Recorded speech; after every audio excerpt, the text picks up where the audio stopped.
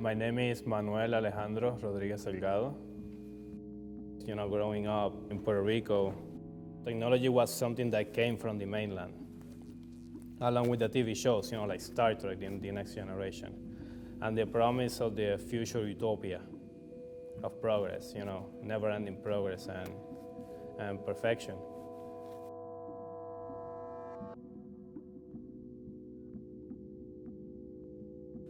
Antillian belongs to the space capsule series, and I wanted to make an object that will compress the placeness of the Caribbean, the idea of the Caribbean. And what I wanted to do is contain that placeness and deploy it in a foreign territory. In this case, it was Roswell, New Mexico. That one came about because I wanted to make something that was very special and very proper of the residency. One day in July, I walked outside and I was surrounded by wildflowers. And it seemed pretty obvious after that, wildflower cowboy.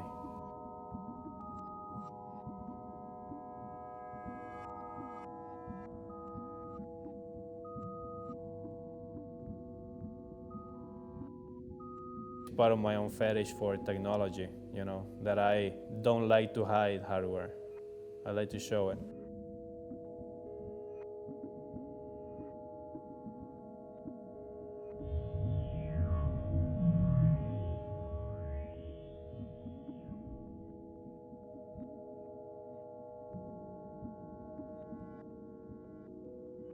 I also have this memory when I was a child in first grade about learning about the solar system. That day my teacher taught us how the Earth orbited around the sun, as so did the other planets.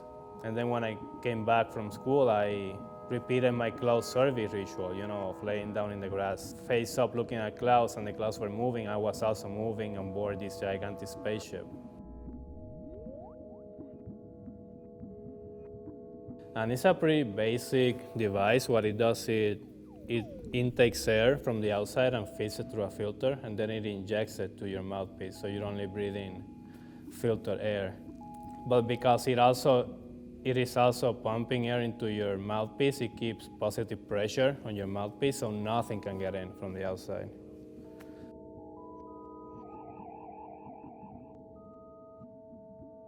Like all of my technical knowledge was self-learned, just by experimentation and breaking things.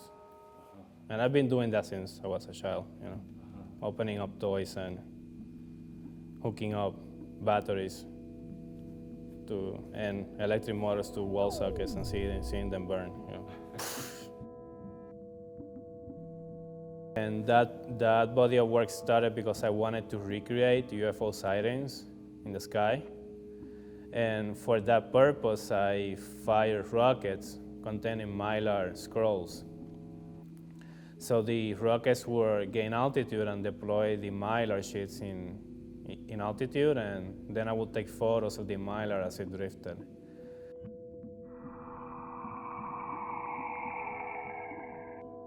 The space birds came about my attempt at translating the shapes of the mylar as they drifted down into three-dimensional shapes. I was surprised because a lot of them didn't really look like UFOs, but they did look a lot like early 20th century after sculpture.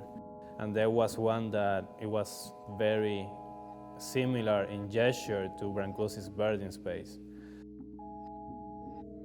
I want to make a space vehicle. That will be my final flagship project, if I ever get to that.